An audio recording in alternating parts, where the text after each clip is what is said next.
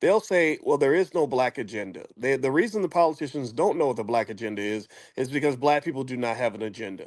And I just want to make sure it's 100% abundantly clear that that's completely untrue. The reason it seems that black people have no agenda is that if you follow the dumbest Negro theory and you go to the dumbest Negro, not the smartest, you go to the dumbest and you say, what's your agenda? He's going to say, the hood, the hood, the hood, the hood, the hood, because he's the dumbest one. He doesn't know. And you say, well, what is your plan for the black community? He's not going to have the plan. He doesn't know. He's not the because he's the dumbest Negro. He's just say the hood, the plan is the hood, the hood, the hood, and then he might start rapping, right? And then they'll say, well, I guess those people have no plan. Right. And then they say, well, what does the black community need? Like, are you looking for anything economically, health wise? Or he's gonna say the right. So the dumbest Negro is never gonna communicate the plan that is necessary to improve conditions for black people.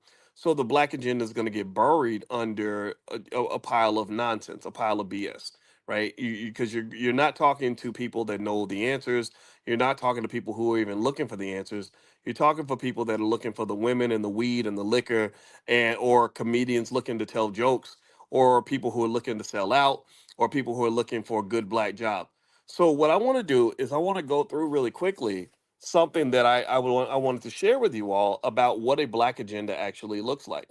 And actually, before I move on, give me a quick yes. Let me know my audio's still good. Let me know you guys can still hear me.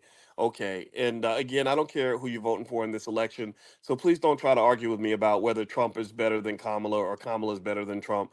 I just honestly don't really care. Not because it's not important, but because they're not solving problems that matter to me. To be honest with you, it just doesn't matter to me.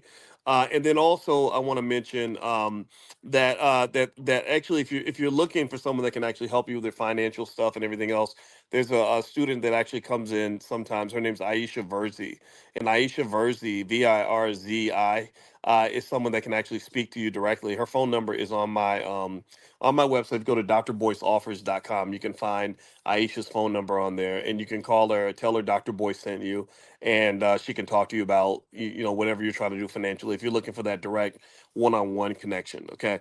So with that said, let's hop back into it. Okay, so how many of you have heard about Ice Cube's contract with Black America? Did anybody see where Ice Cube again this is, and I like the fact that it's Ice Cube because I don't want, I have people sometimes that will say to me that rappers that I hate rappers, right? They because I will be very critical of what hip hop has done to the black community. So they'll make, again, just like there are people who assume that because I'm not a Democrat that I must be a Republican.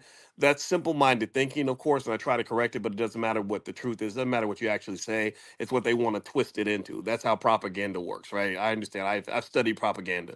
But same thing is true with rappers. There are people who think that I hate hip hop. They think I hate rappers, and that's not true either because hip hop actually for a long time was the only kind of music I even listened to. And the reason I critique rappers is because I understand rappers probably better than they do. I know hip hop better than most people do because I've listened to thousands of artists and thousands of songs and all this other stuff, and I know a lot of rappers. And so there are rappers that I love and rappers that I would love to just put in a suitcase and throw off a bridge, right? Because I understand the power of hip hop. I understand the power of the subconscious mind. And I know what happens when you poison a group of people with messages that lead to nothing but self destruction, economic despair, drug addiction, broken families, STDs, and irresponsible behavior, right? So this is what they do. This is where hip hop and the economic power behind hip hop. See, this is where money comes in. This is where I use my superpower as a finance professor, is I want you to know that they couldn't do this without money.